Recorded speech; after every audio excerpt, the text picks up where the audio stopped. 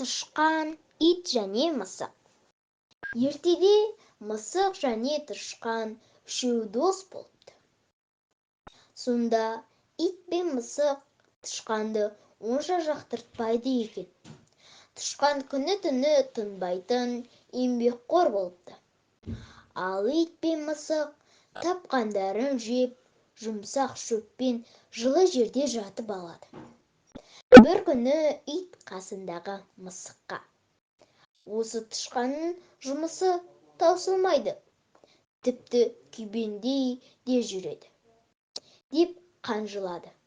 Сонда мысық: өзіміз шолжиып жатып біреуді күндейміз, осынымыз дұрыс па? Деп итке жөнін айтады. Ит ұялып қалады. Өзі де шаруа істемек болады. Содан былай қарай тышқанға көмектесіп жүреді. Сен де қол ұшыңды бер, дейді енді ит мысыққа. Оған мысық көнбейді. Өздерің-ақ істей салыңдар.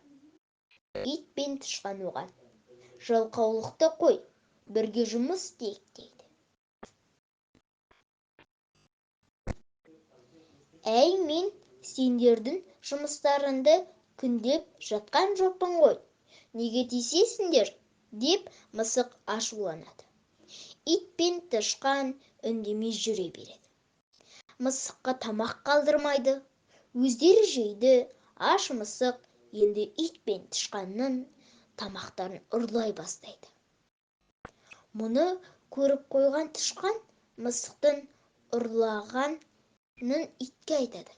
Ит оңдырмай талайды. Содан бері ит пен мысық өшіген. Бір-бірін көрсе талап тастауға дайын тұрады.